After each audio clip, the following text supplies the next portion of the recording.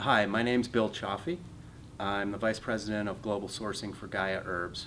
I'm also on the advisory board of the Appalachian Beginning Forest Farmers Coalition.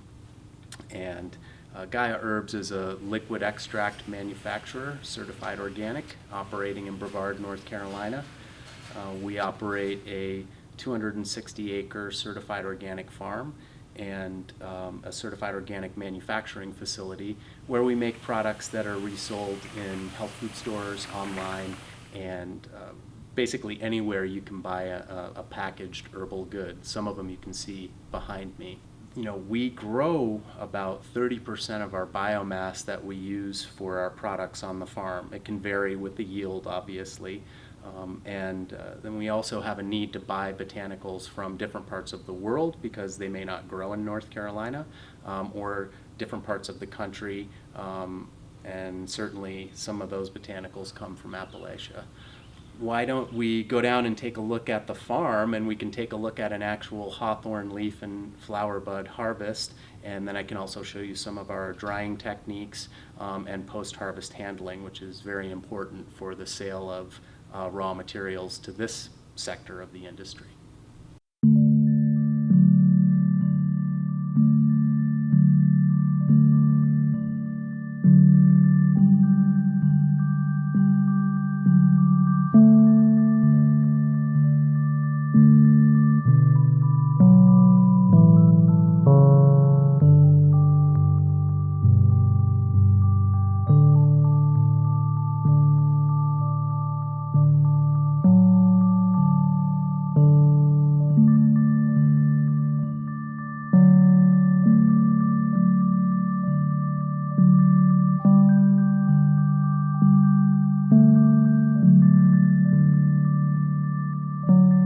Harvest time is very important with hawthorn, but also with all of the medicinal herbs, because you're trying to get them at their peak of activity.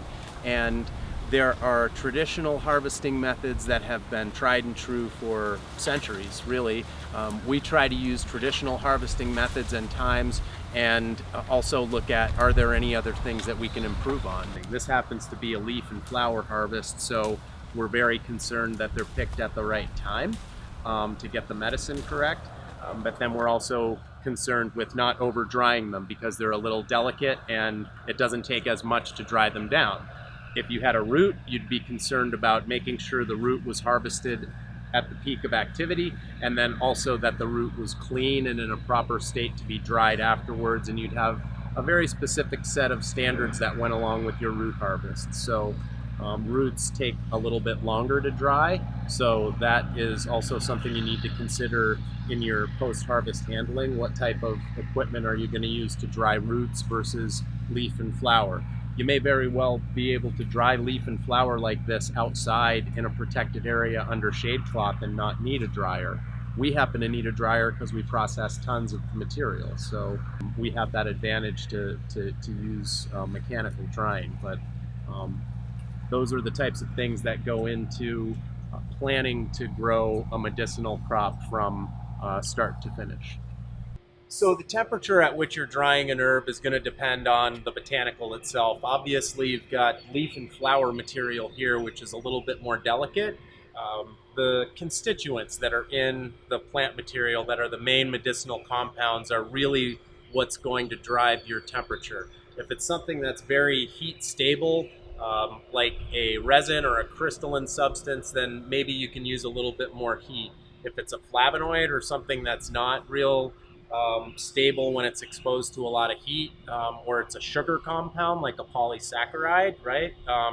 Then you want to keep your temperatures very low because the sugars will be destroyed in the drying process, and that's part of the medicine in the plant. So that's where the art of herbalism and herbal medicine and the science really come together, because people have been drying herbs for over 3,000 years as far as we know, maybe longer. That's when they started writing things down about it.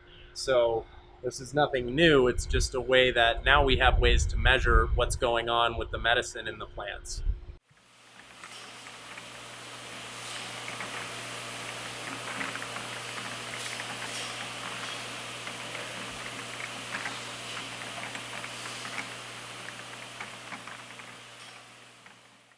All right, so let me walk you through the process of taking a raw material like the hawthorn leaf and flower through our process here at Gaia to get it from a dried botanical into a liquid-filled phyto-cap. We take the raw material, whether we take it from our farm or someplace else. It's dry material. It goes into large extraction equipment that will use alcohol and water at various concentrations for the particular material, and we can also control for temperature in those extractors. Basically, you're liberating all of the chemicals that were saved inside that raw plant material into a liquid suspension, in our case alcohol and water. Inside that same piece of extraction equipment, the alcohol and water can also be removed so that we're able to take that liquid concentrate and deliver it in a vegetarian capsule. So as the alcohol and water are removed in this piece of equipment, it can be mixed with vegetable glycerin, lecithin, or another carrier to replace the alcohol and water, but keep the extract very stable. So once that extract is in a finished form, it's like a thick, sort of a syrupy, a little thinner than honey consistency. Then we can put it into our capsule filling equipment, which will fill the capsules with that liquid and seal it. And then those capsules are inspected for quality. They're tested for all of the things that we test for here at Gaia, many parameters.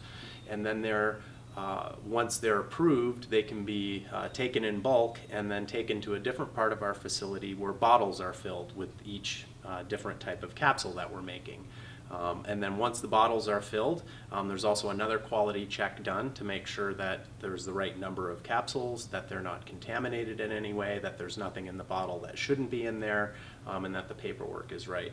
Once that happens, then the product can be released into general inventory and taken to a warehouse at Gaia where we can fill orders for health food stores around the country that are ordering our product and then selling it finally to a consumer.